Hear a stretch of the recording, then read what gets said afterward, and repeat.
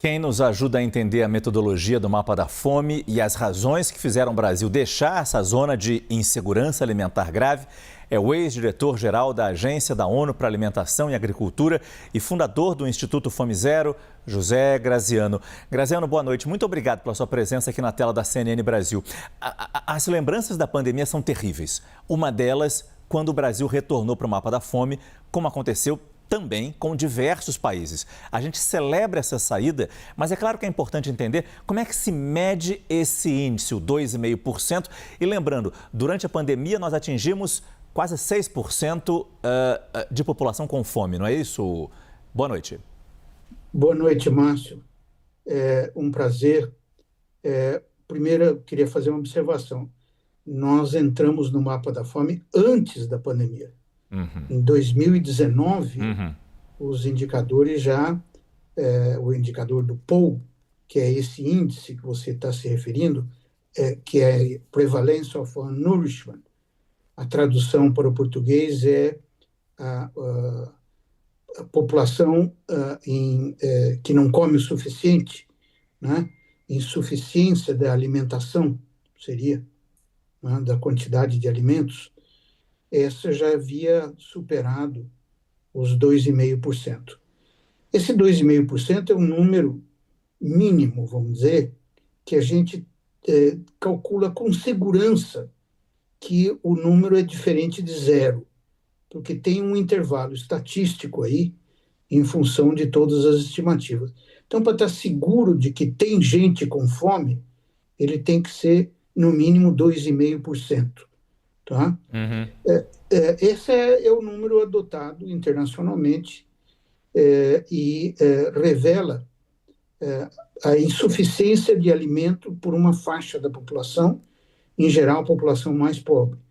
Esse indicador ele é calculado através de informações fornecidas pelo próprio governo, a FAO, e mede, é como medir uma distribuição da renda entre as pessoas, mas em vez do dinheiro, mede a quantidade de alimentos que cada um consome. Então, quanto mais alto esse índice, né, mais concentrada é essa distribuição.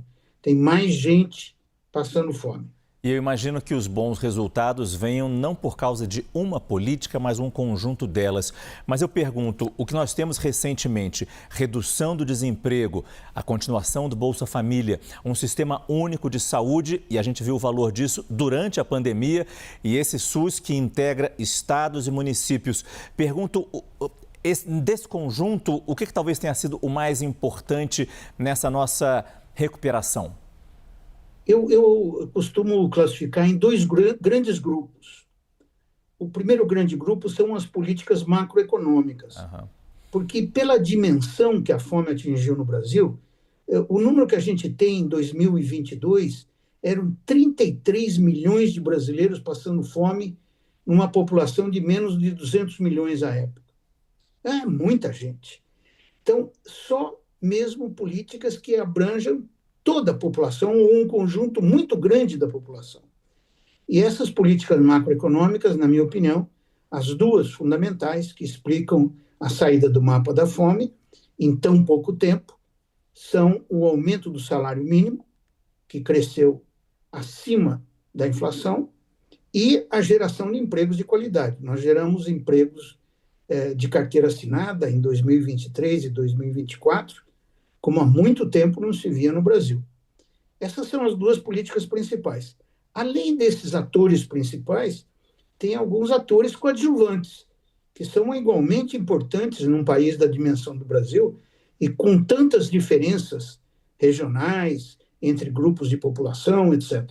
Quais são? Bolsa Família, né, que voltou em 2023, ele tinha sido extinto, modificado, desfigurado.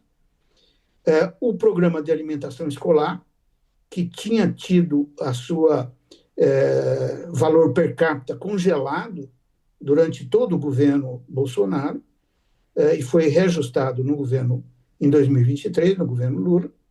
E eu acrescentaria ainda uma política que atinge grupos específicos importantes, que é o Programa de Aquisição da Agricultura Familiar, famoso PAA, que distribui, vamos dizer, comida saudável, frutas, verduras, legumes, né, à população mais carente. E comprando localmente. Isso, localmente. Nosso problema, infelizmente, não é apenas dar de comer, mas dar de comer uma comida de melhor qualidade. Hoje nós estamos piorando muito a qualidade da alimentação do brasileiro, porque o preço dessas frutas, verduras e legumes subiram muito com a inflação dos últimos, desde a pandemia, né? Vem subindo disparadamente à frente da inflação média. E isso faz com que as pessoas deixem de consumir esses produtos que são saudáveis, nutritivos, e comecem a consumir produtos ultraprocessados, por exemplo. Então, você não come uma fruta, mas você toma uma bebida açucarada que diz que tem o sabor daquela fruta. Né? E, na verdade, tem uma grande quantidade de açúcar apenas. Né? Então, ela fome, mas não alimenta.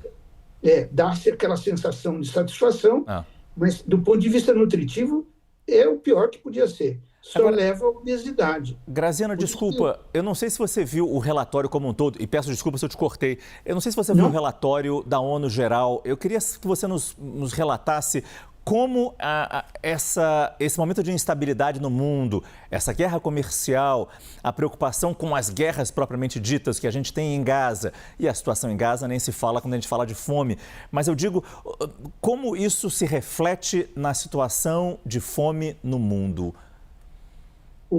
Márcio, realmente o relatório completo enfatiza que desde 2019 nós não tínhamos um número que mostrasse uma redução.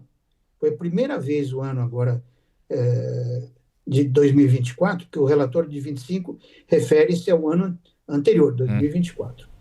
Foi a primeira vez que mostrou uma redução, a despeito das guerras e a despeito da inflação de alimentos que atingiu o mundo todo, não foi só o Brasil.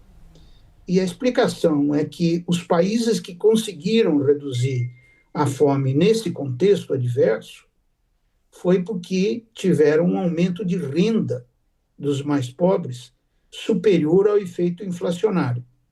Né?